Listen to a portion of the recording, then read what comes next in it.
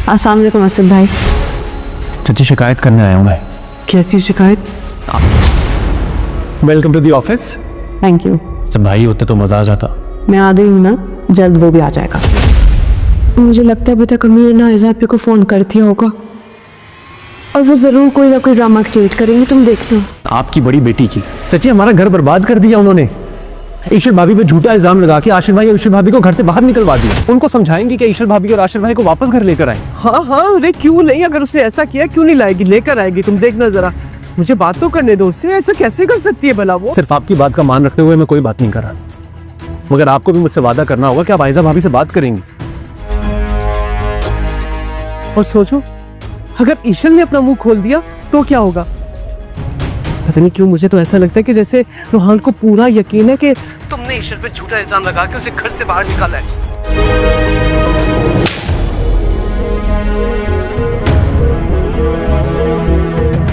जिसकी तलाक को हम अभी तक सबसे छुपा के रखे हुए हैं।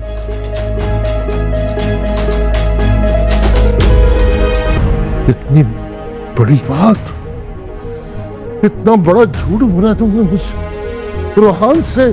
सब घर रोहान को जब इस बात का यकीन हो चला है कि इसके अपने ही घर में रोहान की कोई भी सुनने वाला नहीं है, यहाँ तक कि उसके अबू और बड़े भाई भी आयज़ा के रंग में रंग चुके हैं और जो आयज़ा उनसे कहती है उस पर यकीन करते हैं और रोहान का कोई भी यकीन नहीं करेगा।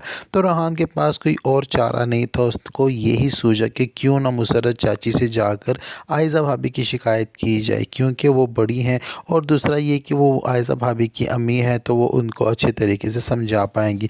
अगर डांटने की ज़रूरत पड़ेगी तो डांट कर भी समझा लेंगी।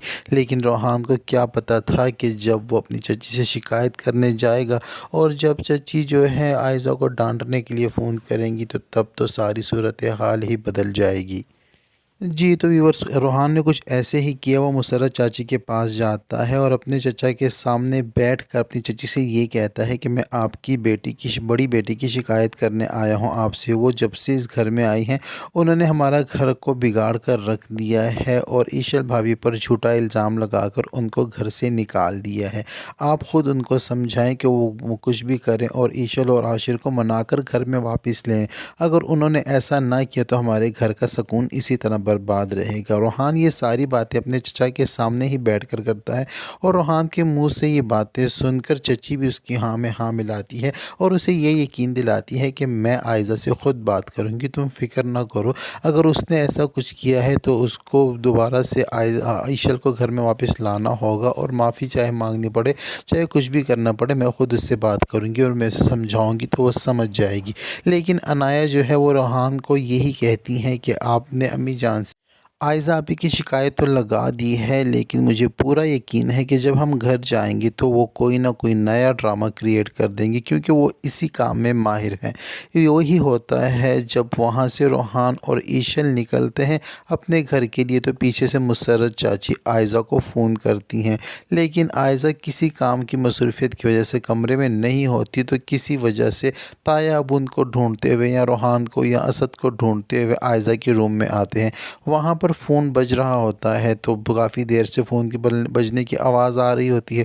तो ताया अबू जब देखते हैं कि मुसर्रत चची का नाम लिखा हुआ है या अम्मी जान लिखा हुआ है ऐसा कुछ भी, तो वो फ़ोन उठाकर अपने कान से लगाते हैं। तो वहाँ से फ़ौरन से जो मुसर्रत चची हैं वो अपनी बेटी को डांटना शुरू कर देती हैं और वो सारी बातें कह डालती हैं जो वो सब घर वालों से छुपाना चाह रही थी। उनको इस बात का अंदाज़ा नहीं होता कि फ़ोन के दूसरी तरफ कौन है। वो तो अपनी तरफ से सारी बातें अपनी बेटी से कर रही होती हैं, लेकिन उनको ये पता नहीं होता कि ये सारी बातें उनकी बेटियों के ससुर सुन लेते हैं, जो कि हकीकत उनके सामने आ जाती है। तो ये हकीकत जानने के बाद जो ताया अबू हैं उनकी तबीयत तो ख़राब पहले से थी ही, मज़ीद बिगड़ जाती है कि इतने में आयज़ा कमरे में आ जाती है और ताया अबू को अपने कमरे में देख कर जब वो सवाल, इससे पहले कि वो कोई सवाल करे कि ताया अबू ख़ुद ही उसे सवाल कर देते हैं और कहते हैं कि क्या अनाया तलाक याफ्ता है। اور تم نے اتنی بڑی بات ہم سے چھپائی۔ اور غصے میں عائزہ کو ایک زوردار دھپڑ لگا دیتے ہیں۔ دھپڑ لگانے کے ساتھ عائزہ تو ہے وہ گھبرا بھی جاتی ہے، ڈر بھی جاتی ہے، لیکن تایا ابو کی طبیعت بگڑ جائے گی یہاں پر۔ جب بھی ان کی طبیعت کو بگڑتا دیکھے گی تو عائزہ اب ادھر کچھ ایسی چال چلے گی کہ تایا ابو کو اس دنیا سے ہی چلتا کر دے گی۔ یہاں ان کی طبیعت اس طرح خراب ہو جائے گی تو عائزہ دروازہ بند کر کے وہاں سے نکل جائے گی، کسی کو کوئی خبر نہیں کرے گی، تو ان کو اسی طرح جو دوبارہ سے اگر ہارٹ اٹیک ہوگا تو وہ تو ہے ختم ہو جائیں گے، اس دنیا سے چلے جائیں گے۔ تو اس طرح عائزہ کا راز تو راز رہ جائے گا، لیکن تایا ابو اپنی جان سے چلے جائیں گے۔ جیسے ہی روحان اور عنایہ گھر میں آئیں گے تو گھر میں کافی خاموشی کا ماحول ہوگا، تو وہ کہے گی، عنایہ گھر میں گھستے ہی روحان سے یہ کہے گی، دیکھنا اب ہم گھر میں آئے ہیں تو یقیناً امی جان نے آپ ہی کو فون کیا ہوگا، اور اب نئے ڈرامے کے لیے تیار ہو جاؤ۔ اور جب روحان اپنے ابو کی خیریت معلوم کرنے کمرے میں ان کے جائے گا تو اپنے ابو کو زمین پر گرا ہوا پائے گا، اور جب تک وہ ہاسپٹل ان کو پہنچائیں گے تو ابو جی کا کام تمام ہو چکا ہوگا۔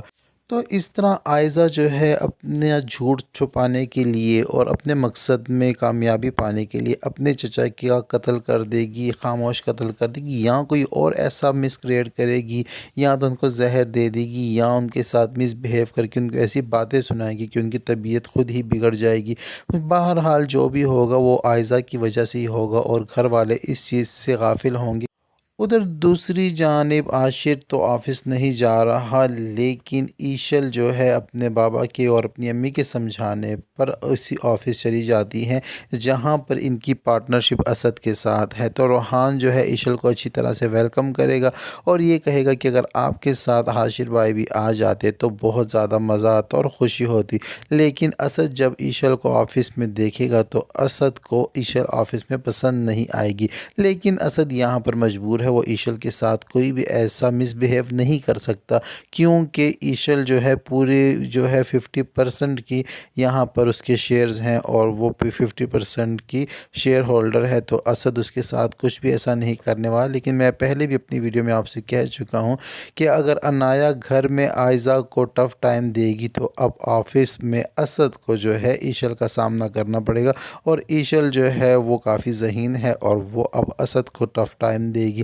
تو اس طرح اب عائزہ کی وجہ سے اسد بھی پھنس کر رہ چکا ہے۔ اور ادھر اگر بات کی جائے عاشر کی تو عاشر اپنے لیے کسی اور آفس میں جاب ڈھونڈ رہا ہے اور وہ چاہتا ہے کہ وہ اپنے پیروں پر کھڑا ہو جائے، اور ایسا ہی ہوگا کہ عاشر کی جاب بھی ایسی جگہ پر لگ جائے گی جو کہ ان کے مخالفین ہوں گے۔